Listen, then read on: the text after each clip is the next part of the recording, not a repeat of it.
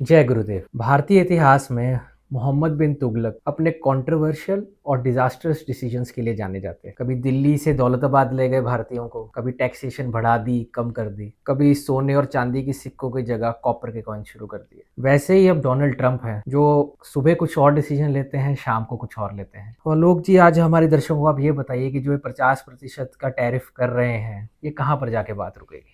देखिए, Donald Trump को आप मोहम्मद बिन तुगलक से कंपेयर नहीं कर सकते। पहले वो 4 साल प्रेसिडेंट रह चुके हैं और इस बार उन्होंने कहा था कि कुछ हम इस प्रकार के डिसीजन लेंगे। देखिए, अमेरिका की स्थिति इस समय क्या है। अमेरिका की जो इकोनॉमी है बहुत ख़राब स्थिति में है। डेब्ट्स का बर्डन बहुत ज़्यादा है और जो वहाँ के फार्मर्स हैं उनके प्रोडक्ट बिक नहीं रहे। तो ऐसी स्थिति में अमेरिका, जो डोनाल्ड ट्रंप कर रहे हैं, वो अमेरिका के लिए कोशिश कर रहे हैं कि हार्ड बार्गेन करके वो कुछ हासिल कर रहे हैं। देखिए, दो तरीके के एक्शंस होते हैं।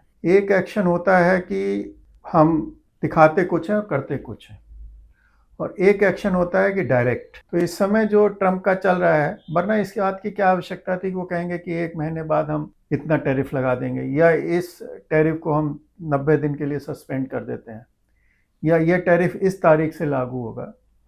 तो ये पॉलिसी पैरालिसिस वाली स्थिति नहीं है, ये बहुत सोची समझी रणनीति है। He wants to make his mark, और वो इस तरीके की कोशिश कर रहे हैं कि उस चीज की घबराहट में लोग उससे कॉन्टेक्ट कर लें, उनकी बातों को मान लें। बिल्कुल। अब जहां तक जो, अगर हम भारत के परिप्रेक्ष्य में देखें तो उन्होंने कहा कि हम 25% टैरिफ लगाएंगे। ओके, लगा दो भाई। उन्होंने कहा फिर हम, आप रशिया से पेट्रोल ले रहे हो तो हम और 50% कर देंगे, इसको 25% एक्स्ट्रा पैनल लगा देंगे, it can go up to 100%। तो ये भी केवल कह रहे हैं, और अगर वो लगाएंगे तो उसके पीछे उनकी मंशा दूसरी है। क्योंकि पिछले लगभग, जब से यूक्रेन युद्ध शुरू हुआ है, तो हम लोग रशिया से ऑयल ले रहे हैं। पहले हमारे कुल ऑयल में जो रशियन ऑयल था उसका परसेंटेज 2-3% था, जी। अब लगभग 38% के आसपास हो गया। तो वाकई में हमारा रशियन इंपोर्ट ऑयल का बड़ा है और वो सस्ता ऑयल है, और it is beneficial to us. देखा जाए तो मोदी जी ने, या हमारे यहाँ के इकोनॉमिस्ट जो थे, उन्होंने ये कहा है कि हमने बैलेंस करके रखा हुआ है, वरना ऑयल की बहुत कमी हो जाती, और अगर कमी हो जाती तो सभी अर्थव्यवस्थाओं के लिए बड़ा मुश्किल चीज़ होती। रेट्स बढ़ जाते डिमांड एंड सप्लाई के हिसाब से, और पूरा विश्व इस संकट से गुजर रहा हो। तो देखा जाए, अभी तक इन्होंने कभी कोई बात, अब ट्रंप को ये लग रहा था जो भारत है वो उनकी शर्तें मान लेगा। जो एक डील की बात चल रही थी, तो उसमें उनका मुख्य जोर इस बात पर था कि उनके जो एग्रीकल्चर प्रोडक्ट हैं वो इंडिया में एंट्री मिल जाए उनको। लेकिन Modi, as everyone knows him, he is the very good bargainer, और वो देश के हितों के साथ समझौता नहीं करते हैं। तो इस स्थिति में हम देख रहे थे कि जो पेट्रोलियम प्रोडक्ट का बहाना है कि हम पेट्रोलियम प्रोडक्ट 25, क्योंकि आप देखिए, यूरोपियन यूनियन है, वो एसेंशियल फर्टिलाइजर्स, मेटल्स और गैस उनसे ले रही है। हालांकि जितना पहले लेती थी, अब उससे लगभग लगभग 2-3-4% ही रह रही है।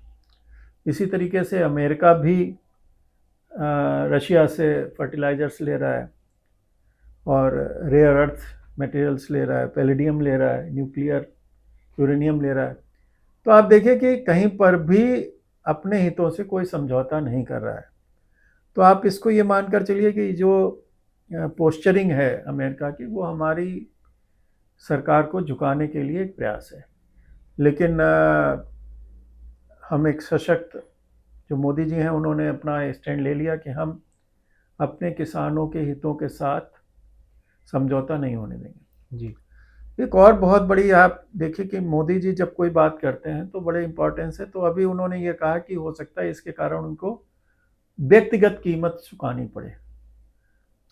तो ये व्यक्तिगत कीमत का है, या तो उनको कोई थ्रेट मिली है, जी। या ऐसा लगता है कि कुछ इस प्रकार की शक्तियां होंगी जो उनको व्यक्तिगत रूप से नुकसान पहुंचाना चाहेंगी, और वो कंप्रोमाइज़ नहीं करना चाहते। तो ये देश के लिए गर्व की बात है कि we have got a very strong PM, और जो कि देश के हितों की रक्षा करेगा।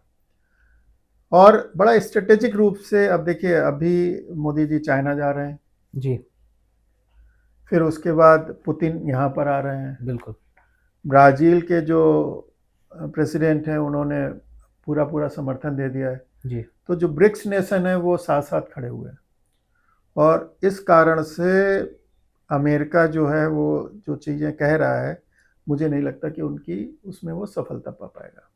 हम अपने एक्सपोर्टर्स को इन हाई टैरिफ से किस तरह से बचा सकते हैं? देखिए, जब भी इस प्रकार की स्थिति होती है तो आपको और मार्केट को एक्सप्लोर करना पड़ता है। आपको अब अमेरिकन मार्केट का मोह छोड़ना पड़ेगा। बहुत सारी ये जो लैटिन अमेरिकन कंट्रीज़ हैं वहाँ पर, या यूरोपियन यूनियन है वहाँ पर, साउथ अफ्रीकन कंट्रीज़ हैं वहाँ पर, तो ये भी अच्छे मार्केट्स हैं, इनमें जाना पड़ेगा। देखिए, नेसेसिटी है, जी, that is mother of invention. Right, हमारे यहाँ के जो व्यापारी हैं, आप ये देखिए कि अगर हम प्राचीन काल में देखें तो हमारे यहाँ के जो व्यापारी थे फारस तक जाते थे, बिल्कुल, और हमारी जो पूरी अर्थव्यवस्था थी उसमें लगभग लगभग 40% का कंट्रीब्यूशन था 16-17 सेंचुरी में। तो जब हम उस समय इतना व्यापार कर सकते थे, तो आजकल तो it is a digital age. Right, और जो सर्विसेज हैं वो देखा जाए तो उनका हम बहुत ज़्यादा एक्सपोर्ट कर रहे हैं। जी, तो अब मान लीजिए वो अगर सर्विसेज को नहीं अलाउ करेंगे तो इट इज़ समथिंग जो कि ब्रेन पर ही निर्भर करती है। बिल्कुल, so we are lucky to have that brain in India, क्योंकि जितने भी सीईओज वगैरह हैं अच्छी मल्टीनेशनल कंपनीज के, आप काफ़ी लोग भारतीय हैं। जी, तो अगर कुछ इस प्रकार का होगा तो आई थिंक कि either India can become a big hub.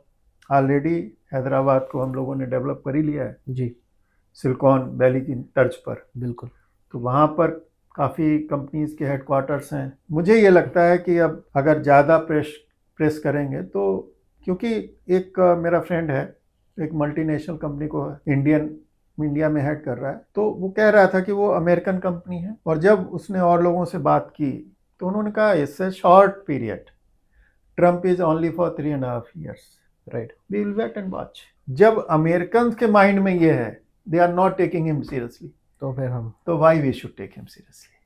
तो क्या इससे ये हो सकता है कि भारत और चाइना के बीच जो नज़दीकी है वो और बढ़ जाए? देखिए, भारत और चाइना के बीच तो नज़दीकी है ही। देखिए, पॉलिटिकल राइवलरी को अलग कर दीजिए, लेकिन इकोनॉमिक रूप से हम बहुत ज़्यादा इंपोर्ट्स करते हैं चाइना से, और कोशिश कर रहे हैं कि उसको सब्स्टिट्यूशन किया जाए।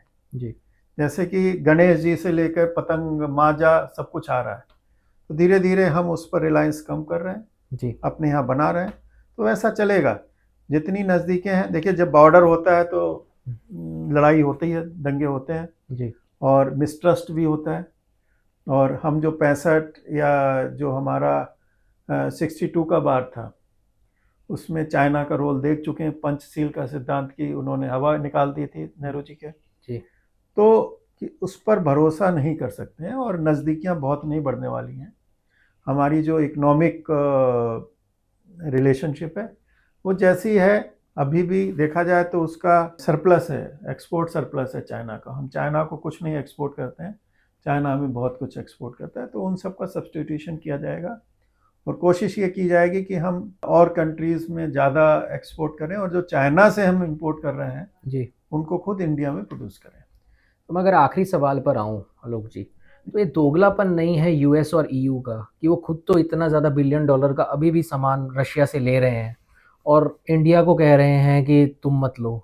देखिए, क्या है कि सबके अपने इंटरेस्ट। देखिए, यूरोप का इंटरेस्ट ये था कि ये यूक्रेन वार जल्दी ख़त्म हो जाए। उनको ये लगता है क्योंकि हमने रशियन ऑयल ले लिया, तो Russia because of Indian money they are thriving and surviving. जबकि ऐसी बात नहीं है, हमसे बहुत ज़्यादा ऑयल वगैरह चाइना लेता है, लेकिन वो चाइना को कुछ कह नहीं सकते हैं, क्योंकि चाइना शुरू से ही अकेला चलो रे की पॉलिसी अपनाए हुए है। उसमें उसको बहुत ज़्यादा इंटरफेरेंस बर्दाश्त नहीं है, तो वो पोस्चरिंग कर रहे हैं, जी, और उस पोस्चरिंग से कुछ फ़र्क पड़ता नहीं है। इट इज़ वेरी नेचुरल कि कोई भी देश है वो अपने हिसाब।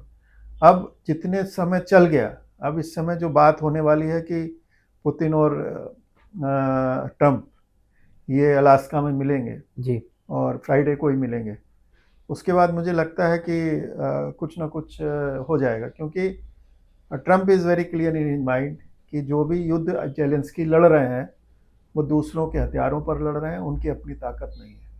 और इस बात को वो दो तरीके से कह चुके हैं। एक पहले उन्होंने कह दिया था कि यू डोंट हैव कार्ड्स, और अभी उन्होंने कह दिया कि 4 घंटे में आपकी कीव को रशिया ने कब्जा कर लिया होता है।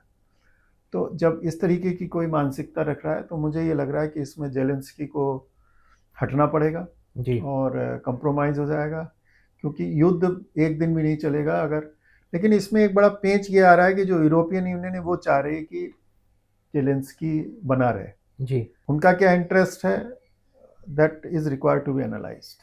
ठीक है। क्योंकि वरना देश हित उनका भी यही था, क्योंकि इतने सारे शरणार्थी जो वहाँ के नागरिक थे यूक्रेन के, वो सब आजकल पोलैंड या यूरोप में ही हैं। बिल्कुल। तो ये लोग, वहाँ की भी अर्थव्यवस्था बिगड़ रही है। जी।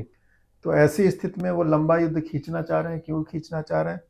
क्योंकि एक मिथ है आइडलिज्म, लेकिन इंटरनेशनल रिलेशंस में आइडलिज्म नहीं होता है। ओनली एक ही चीज़ होती है कि देश का हित किस में है, कंट्री फर्स्ट। तो ऐसी स्थिति में मुझे यही लगता है कि फ्राइडे को कोई ना कोई समझौता हो जाएगा। जी। और Trump seems in hurry, he will बिल्कुल। Take something call. और उसके लिए उन्होंने अच्छा खासा एक बैकग्राउंड बना रखी है। ठीक है आलोक जी। हाँ, आप हमारे दर्शकों के साथ अपने विचार साझा करने के लिए एक बार फिर से आपका बहुत धन्यवाद। आपको फिर याद करेंगे। जय गुरु। जय गुरुदेव।